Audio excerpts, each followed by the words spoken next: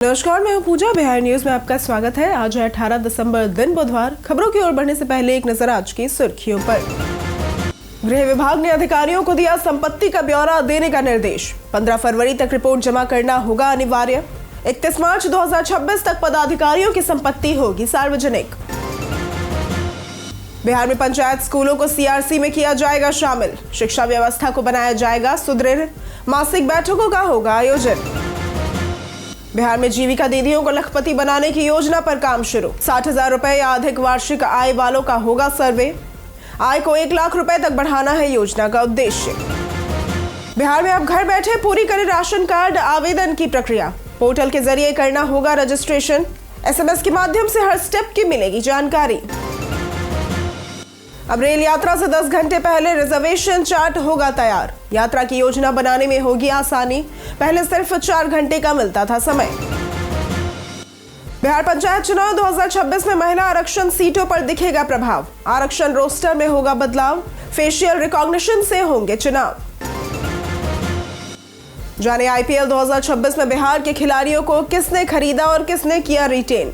इस सीजन में बिहार के 8 खिलाड़ी आएंगे नजर। केकेआर ने 1 करोड़ रुपए में आकाशदीप को खरीदा।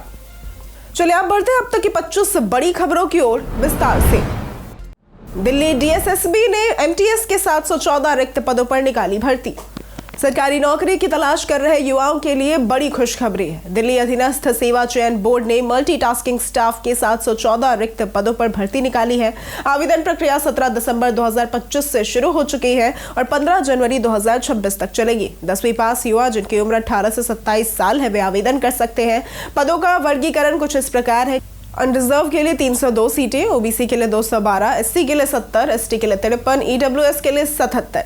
आवेदन ऑनलाइन dssbonline.nic.in पर करना होगा। एप्लीकेशन फीस सामान्य वर्ग के लिए 100 रुपए, जबकि एससी, एसटी, पीडब्ल्यूबीडी और एक्स सर्विसमैन के लिए निःशुल्क है। चयन लिखित परीक्षा के आधार पर होगा। वेतन 18,000 से 56,900 रुपए तक हो सकता है। बिहार में खुलेगा तलवारबाजी ओलंपिक ट्रेनिंग सेंटर। केंद्रीय खेल मंत्री डॉक्टर मनसुख मंडाविया ने बिहार में तलवारबाजी का ओलंपिक ट्रेनिंग सेंटर खोलने को स्वीकृति दी है। राज्य के खेल मंत्री श्रेयसी सिंह ने दिल्ली में केंद्रीय मंत्री से मुलाकात कर इसका प्रस्ताव रखा और इस दौरान बिहार सरकार के खेल क्षेत्र में किए जा रहे प्रयासों की जानकारी भी दी गई। इसके साथ ही बिहार को 2028 में पहले यूथ नेशनल गेम्स की मेजबानी भी मिली, जिसे भारतीय ओलंपिक संघ के अध्यक्ष पीटी उषा ने मंजूरी दी। मई में चीन में होने वाले स्पोर्ट्स एक्सपो में बिहार के अधिकारी भाग लेंगे। जनवरी में होने वाले खेल मंथन शिविर में भी बिहार को आमंत्रण मिला। गृह विभाग ने अधिकारियों को दिया संपत्ति का ब्यौरा देने का निर्देश। गृह विभाग ने सभी पदाधिकारियों और कर्मियों को अपनी चल एवं अचल संपत्ति तथा दायित्वों का विवरण जमा करने का निर्देश दिया है। 31 दिसंबर की स्थिति के आधार पर यह विवरण 15 फरवरी तक देना अनिवार्य है और इस संबंध में संयुक्त सचिव नवीन चंद्र ने डीजीपी सहित विभिन्न विभागों और संस्थानों के प्रमुखों को पत्र भेजा है। पत्र में कहा गया है कि राज्य सरकार के अधीन सभी उपक्रमों के पदाधिकारियों की संपत्ति 31 मार्च 2026 तक सार्वजनिक की जाएगी। वेतन निकासी के समय संपत्ति विवरण प्राप्त होना अनिवार्य होगा। बिहार में जीविका दीदियों को लखपति बनाने की योजना पर काम शुरू। बिहार में जीविका दीदियों के लिए बड़ी खुशखबरी है। राज्य सरकार जल्द ही उन महिलाओं का सर्वे कराएगी जिनकी वार्षिक आय 60,000 रुपए या उससे अधिक है। मुख्यमंत्री महिला रोजगार योजना के तहत पहले ही कई महिलाओं को 10-10 हजार रुपए दिए जा चुके हैं और अब सरकार उन्हें लखपति दीदी बनाने की योजना बना रही है। इस योजना के तहत जीविका दीदियों को प्रशिक्षण, तकनीकी मदद और अतिरिक्त आर्थिक सहायता भी दी जाएगी। इसका उद्देश्य उनकी आय को कम से कम 1 लाख रुपए तक बढ़ाना है। चुनाव से पहले योजना में विवाद भी सामने आए थे, लेकिन अब इसे व्यापक रूप से लागू किया जाएगा। यातायात नियमों को तोड़ने वाले 4,000 से ज्यादा लोगों पर हुई कार्रवाई। राज्य में सड़क सुरक्षा को सुधारने के लिए परिवहन विभाग ने कड़ी कार्रवाई की है। लगातार नियमों का उल्लंघन करने वाले 4,488 चालकों के लाइसेंस निलंबित और 497 चालकों के लाइसेंस रद्द किए गए हैं। ओवर स्पीडिंग, शराब पीकर ड्राइविंग, बिना हेलमेट या सीट बेल्ट, गलत दिशा में वाहन चलाना और मोबाइल उपयोग जैसी गंभीर गलतियों पर विशेष ध्यान दिया गया है। निलंबित चालकों पर दोबारा उल्लंघन होने पर सीधे लाइसेंस रद्द कर दिया जाएगा। रद्द लाइसेंस धारकों को नया लाइसेंस पाने के लिए टेस्ट और दस्तावेज दोबारा जमा करना अनिवार्य होगा। ई चालान और डिजिटल रिकॉर्ड से लगातार निगरानी की जा रही है। बिहार में अब 24 घंटे में मिलेगा ड्राइविंग लाइसेंस। बिहार में ड्राइविंग लाइसेंस बनवाने की प्रक्रिया अब और तेज हो गई है। परिवहन विभाग के नए निर्देश के तहत ड्राइविंग टेस्ट पास करने वाले योग्य आवेदकों को 24 घंटे के भीतर चिप रहित लैमिनेटेड ड्राइविंग लाइसेंस मिलेगा। परिवहन मंत्री श्रवण कुमार ने स्पष्ट किया कि जनता की सुविधा से कोई लापरवाही बर्दाश्त नहीं की जाएगी। सभी जिलों में डीएल और आरसी की प्रिंटिंग व्यवस्था दुरुस्त रखने तथा 90 दिनों की सामग्री उपलब्ध रखने के निर्देश दिए गए हैं। राज्य में हर महीने 55,000 से अधिक डीएल आवेदन आते हैं। आवेदन प्रक्रिया पूरी तरह से ऑनलाइन है। बिहार के इस जिले में बनेगा आधुनिक राज्य स्तरीय स्टेडियम। बिहार के बक्सर जिले में खेलों की वर्षों से चली आ रही उपेक्षा अब खत्म होने जा रही है। राज्य सरकार ने 43.38 करोड़ रुपए की लागत से आईटीआई मैदान में आधुनिक राज्य स्तरीय स्टेडियम बनाने का प्रस्तावित किया है। इसमें track and field, football, cricket, kabaddi, volleyball सहित कई खेलों की सुविधा होगी और इसके साथ ही खिलाड़ियों के लिए हॉस्टल, फिटनेस सेंटर और फ्लड लाइट जैसी आधुनिक व्यवस्थाएं भी होंगी। मुख्यमंत्री के आश्वासन के बाद परियोजना की रूपरेखा और टेंडर प्रक्रिया पूरी हो रही है। स्टेडियम से स्थानीय खिलाड़ियों को प्रशिक्षण, बड़े टूर्नामेंट और खेल पर्यटन से आर्थिक लाभ भी मिलेगा। बिहार में अब घर बैठे पूरी करें राशन कार्ड आवेदन की प्रक्रिया। बिहार में राशन कार्ड बनवाना अब ऑनलाइन आसान हो गया है। इसके लिए राशन कार्ड पोर्टल rconline.bihar.gov.in पर जाकर new user sign up for मेरी पहचान से रजिस्ट्रेशन करना होगा। मोबाइल नंबर और ओटीपी के जरिए सत्यापन के बाद लॉगिन करें। आवेदन में परिवार के सदस्यों की जानकारी और जरूरी दस्तावेज जैसे कि आधार कार्ड, बैंक पासबुक, परिवार की फोटो, आवासीय प्रमाण पत्र, आय प्रमाण पत्र, जाति या फिर दिव्यांगता प्रमाण पत्र अपलोड करें। आवेदन सबमिट होते ही मोबाइल पर SMS के माध्यम से हर स्टेप की जानकारी मिलेगी। प्रक्रिया पूरी घर बैठे मोबाइल या फिर कंप्यूटर से की जा सकती है। पूर्वी बिहार को जल्द ही मिलेगा नया 4 लेन। मुंगेर मिर्जा चौकी ग्रीनफील्ड 4 लेन सड़क परियोजना बिहार के पूर्वी हिस्से की कनेक्टिविटी को मजबूत करेगी। लगभग 129 किलोमीटर लंबी इस सड़क का 90% से भी अधिक निर्माण पूरा हो चुका है और इसे जून 2026 तक चालू करने का लक्ष्य है। 5,788 करोड़ रुपए की यह परियोजना मुंगेर, जमालपुर और भागलपुर को जोड़ते हुए मिर्जा चौकी तक जाएगी और इससे भागलपुर में जाम की समस्या कम होगी, व्यापार और माल ढुलाई को बढ़ावा मिलेगा तथा पटना, झारखंड और बंगाल के बीच यात्रा आसान होगी। सड़क के आसपास जमीन की कीमतें तेजी से बढ़ी हैं और क्षेत्र में रोजगार व विकास की संभावनाएं मजबूत हुई है। बिहार पंचायत चुनाव 2026 में महिला आरक्षण सीटों पर होगा बदलाव। बिहार में 2026 के पंचायत चुनाव ऐतिहासिक होंगे, जिसमें ग्राम पंचायत, पंचायत समिति और जिला परिषद के चुनाव होंगे। इस बार आरक्षण रोस्टर बदला जाएगा, जिससे 50% महिला आरक्षण के तहत कई सीटें महिलाओं और पुरुषों में बदलेंगी। चुनाव मल्टी पोस्ट EVM और फेशियल रिकॉग्निशन से होंगे ताकि फर्जी मतदान को रोका जा सके। पंचायती राज प्रतिनिधियों की डिजिटल साक्षरता बढ़ाने के लिए प्रशिक्षण और वर्कशॉप आयोजित की जा रही है। राज्य निर्वाचन आयोग ने सोशल मीडिया पर फैल रहे भ्रम को खारिज करते हुए चुनाव दिसंबर में कराने और आरक्षण नियमों के अनुसार करने की पुष्टि की है। अब रेल यात्रा से 10 घंटे पहले रिजर्वेशन चार्ट होगा तैयार। भारतीय रेलवे ने यात्रियों की सुविधा के लिए रिजर्वेशन चार्ट तैयार करने के समय में बदलाव किया है। अब सुबह 5 बजे से दोपहर 2 बजे तक रवाना होने वाली ट्रेनों का पहला चार्ट पिछले दिन रात 8 बजे तक तैयार होगा, जबकि अन्य ट्रेनों का चार्ट प्रस्थान से 10 घंटे पहले बन जाएगा। इससे यात्रियों को टिकट कंफर्म होने की स्थिति पहले ही पता चल सकेगी, जिससे यात्रा की योजना आसानी से बनाई जा सकेगी। पुराने सिस्टम में चार्ट केवल 4 घंटे पहले बनता था, जिससे आखिरी समय की अनिश्चितता रहती थी। यह कदम यात्रा को सरल, सुरक्षित और परेशानी मुक्त बनाने में मदद करेगा। बिहार सरकार का बेतिया राज अधिग्रहण अभियान हुआ तेज।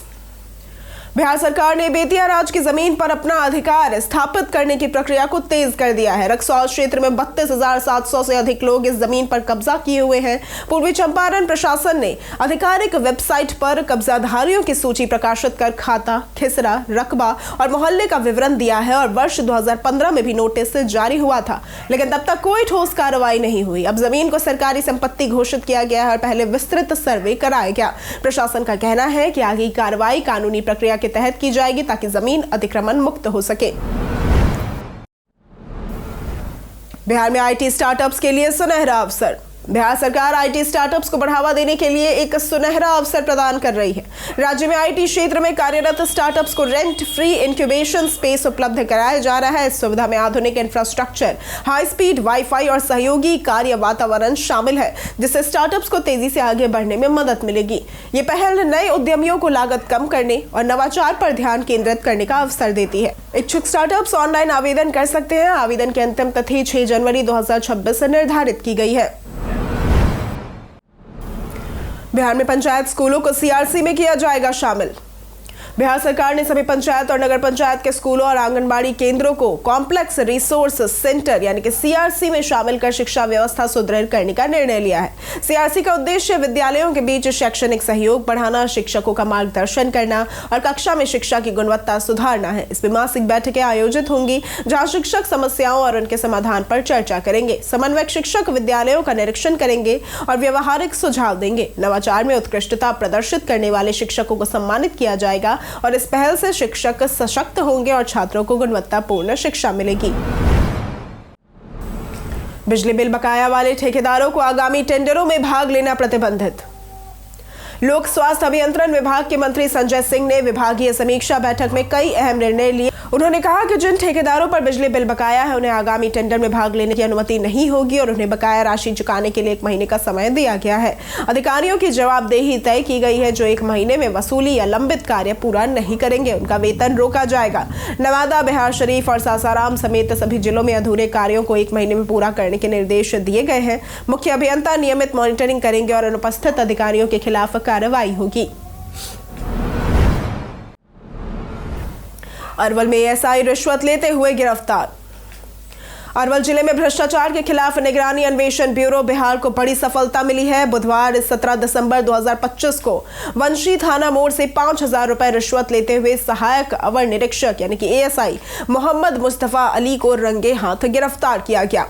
आरोपी पर एक आपराधिक मामले में निर्दोष लोगों को राहत देने के बदले रिश्वत मांगने का आरोप है। शिकायतकर्ता मुकेश कुमार की लिखित शिकायत पर सत्यापन के बाद ट्रैप कार्रवाई की गई। पुलिस उपाधीक्षक मोहम्मद वसीम फिरोज के नेतृत्व में टीम ने कार्रवाई की। मामले की जांच जारी है। जानिए आज कैसा रहेगा बिहार के मौसम का मिजाज।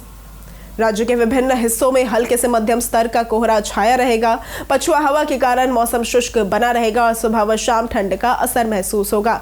धूप कमजोर रहने से कनकनी बनी रहेगी। मौसम विज्ञान केंद्र पटना के अनुसार तापमान में क्रमिक गिरावट जारी रहेगी। हालांकि फिलहाल बड़ी गिरावट की संभावना नहीं है। 22 दिसंबर के बाद मौसम में बदलाव के साथ ठंड बढ़ सकती है। मंगलवार को राजधानी समेत कई इलाकों में न्यूनतम तापमान अपेक्षाकृत अधिक रहा। पटना का न्यूनतम तापमान 14.8 डिग्री जबकि पूसा का 9.5 डिग्री दर्ज किया गया। पूर्णिया में दृश्यता 450 मीटर रही। बिहार ग्रामीण लीग के 4 दिनों के ट्रायल में 1900 खिलाड़ी हुए शामिल। बिहार क्रिकेट एसोसिएशन यानी कि बीसीए द्वारा आयोजित बिहार ग्रामीण लीग के चयन कार्यक्रम का अंतिम दिन पटना में कंकड़बाग की लक्ष्य क्रिकेट अकादमी और राजेंद्र नगर शाखा मैदान पर संपन्न हुआ। अंतिम दिन 226 खिलाड़ियों ने ट्रायल में हिस्सा लिया, जबकि कुल 4 दिनों में जिले से 1900 खिलाड़ी शामिल हुए। चयनकर्ताओं ने बल्लेबाज, गेंदबाज और विकेट कीपर की प्रतिभा का मूल्यांकन किया। लीग के चेयरमैन सरफराज हुसैन ने मुकाबलों की शुरुआत जल्द पटना में होने की जानकारी दी। सचिव जियाउल आरफीन ने बताया कि अन्य जिलों में भी ट्रायल जारी है। पटना से कुल 24 टीमें चयनित होंगी। सीटेट के लिए आवेदन करने की आज है अंतिम तारीख। सीबीएसई ने केंद्रीय शिक्षक पात्रता परीक्षा यानी कि सीटेट फरवरी 2026 के लिए आवेदन की अंतिम तिथि 18 दिसंबर रात 11:59 तक तय की है। आवेदन में त्रुटि सुधार 23 से 26 दिसंबर तक किया जा सकेगा। परीक्षा 8 फरवरी 2026 को 2 पालियों में होंगी। पेपर 2 कक्षा 6 से 8 के लिए सुबह 9:30 से 12 बजे और पेपर 1 कक्षा 1 से 5 के लिए दोपहर 2:30 से 5 बजे तक होगा। परीक्षा में 150 बहुवैकल्पिक प्रश्न होंगे। नकारात्मक अंक नहीं काटे जाएंगे। शुल्क श्रेणी और पेपर के अनुसार निर्धारित है। परीक्षा पास करने वाले अभ्यर्थी केंद्रीय विद्यालय, नवोदय व आर्मी स्कूलों में शिक्षक पद के लिए आवेदन कर सकेंगे। सरकारी स्कूलों में बुनियादी सुविधाएं होंगी सुनिश्चित। बिहार सरकार ने सरकारी स्कूलों की बदहाल स्थिति सुधारने के लिए नई पहल शुरू की है। शिक्षा विभाग ने निर्देश दिए हैं कि चारदीवारी, पीने का स्वच्छ पानी, कार्यशील शौचालय और बिजली जैसी बुनियादी सुविधाओं से वंचित स्कूलों की सूची जल्द भेजी जाए। कई स्कूल अपग्रेड होने के बावजूद सुविधाओं में कमी बनी हुई है। सरकार ने कहा कि चिन्हित स्कूलों में चरणबद्ध तरीके से सुविधाएं उपलब्ध कराई जाएंगी और भविष्य में कोई स्कूल बिना बुनियादी सुविधाओं के संचालित न हो। शिक्षा विशेषज्ञ मानते हैं कि यह पहल बच्चों की सुरक्षा, स्वास्थ्य और पढ़ाई के माहौल में सुधार लाएगी। मनरेगा योजना का नाम बदलने पर मनोज झा ने की तीखी आलोचना। राजद सांसद मनोज झा ने केंद्र की मनरेगा योजना का नाम बदलने और केंद्र राज्य वित्तीय अनुपात 90-10 से 60-40 करने की आलोचना की है। उन्होंने कहा कि किसी के नाम में राम होने से योजना की मर्यादा और अधिकार आधारित स्वरूप प्रभावित नहीं होता और इससे योजना की आत्मा नष्ट हो रही है। इसी बीच केंद्रीय मंत्री शिवराज सिंह चौहान ने लोकसभा में विकसित भारत रोजगार और आजीविका मिशन विधेयक 2025 पेश किया, जिसे वीबीजी रामजी विधेयक कहा गया। कांग्रेस ने इसका विरोध करते हुए देशव्यापी प्रदर्शन की घोषणा की और भाजपा आरएसएस पर केंद्रित दान लाने का आरोप लगाया। जाने आईपीएल 2026 में बिहार के खिलाड़ियों को किसने खरीदा और किसने किया रिटेन। आईपीएल 2026 के ऑक्शन में बिहार के क्रिकेटर्स ने अपनी पकड़ मजबूत रखी और इस सीजन में बिहार के कुल 8 खिलाड़ी नजर आएंगे, जिनमें 4 पहले से रिटेन थे और 4 नए खरीदे गए। रोहतास के तेज गेंदबाज आकाशदीप को केकेआर ने 1 करोड़ रुपए में खरीदा, जबकि पप्पू यादव के बेटे सार्थक रंजन पहली बार ऑक्शन में आए और 30 लाख में केकेआर में शामिल हुए। गोपालगंज के साकिब हुसैन को सनराइजर्स हैदराबाद ने और सुपौल के मोहम्मद इजहार को मुंबई इंडियंस ने 30-30 लाख रुपए में खरीदा। रिटेन खिलाड़ियों में ईशान किशन, मुकेश कुमार, वैभव सूर्यवंशी और अनुकूल रॉय शामिल है। कई कारणों से दर्ज है भारत के इतिहास में आज की तारीख। 2014 में सबसे भारी रॉकेट GSLV मार्क 3 का सफल प्रक्षेपण हुआ था। 1960 में नई दिल्ली में राष्ट्रीय संग्रहालय का शुभारंभ हुआ था। 1989 में सचिन ने अपना पहला 1 दिवसीय क्रिकेट मैच पाकिस्तान के खिलाफ खेला था। 2004 में विजय हजारे का निधन हुआ था। ये भारत के जाने माने क्रिकेट खिलाड़ी थे। 1971 में पदुमलाल पुन्नालाल बख्शी का निधन हुआ था। ये एक प्रसिद्ध निबंधकार थे। 2026 में मोबाइल रिचार्ज होंगे महंगे। 2026 में भारत में मोबाइल रिचार्ज प्लान की कीमतें 16 से 20% तक बढ़ सकती हैं, जिससे करोड़ों यूजर्स पर आर्थिक दबाव बढ़ सकता है। ये बढ़ोतरी प्रीपेड और पोस्टपेड दोनों यूजर्स को प्रभावित करेगी। खासकर सस्ते रिचार्ज विकल्प धीरे धीरे बंद होने और OTT बेनिफिट्स महंगे प्लान तक सीमित होने के कारण एयरटेल को इससे सबसे ज्यादा फायदा होने की संभावना है, क्योंकि ARPU बढ़ सकता है। जियो और एयरटेल ने 5G नेटवर्क में भारी निवेश किया है और अब लागत कम होने के कारण दाम बढ़ा सकते हैं। यूजर्स को अपने प्लान की जरूरत समझकर सही रिचार्ज चुनना होगा।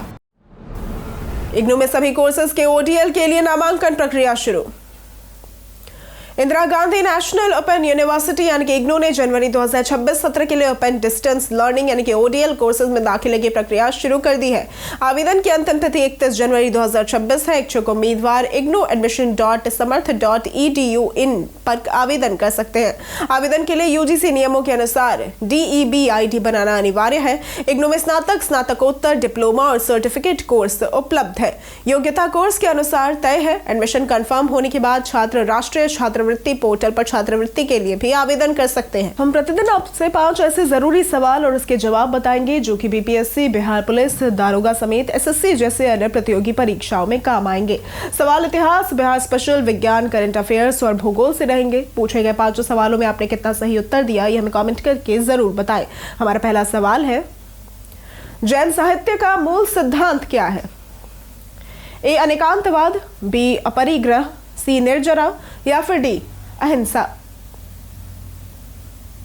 इसका सही जवाब है D अहिंसा। हमारा दूसरा सवाल है, मैथिली कवि कोकिल के नाम से किसे जाना जाता है? A Ramsharan Sharma, B Kalanath Mishra, C Upmanyu Chatterjee या फिर D विद्यापति। इसका सही जवाब है D विद्यापति। हमारा तीसरा सवाल है, किस राजा ने चौथी बौद्ध परिषद बुलाई थी? A Kanishka, B Ashok, C Bindusara या फिर D राजा मेनेंड्रोस। इसका सही जवाब है A कनिष्क। हमारा चौथा सवाल है, पटना में किस सिख संप्रदाय की जनसंख्या सबसे अधिक है? A Khalsa, B Nirankari, C Nirmala या फिर D नानकपंथी। इसका सही जवाब है D नानकपंथी। हमारा पांचवा सवाल है, बिहार में शिक्षा दिवस कब मनाया जाता है? A 11 November, B 10 October, C 15 नवंबर या फिर D 12 अक्टूबर। इसका सही जवाब है ए 11 नवंबर।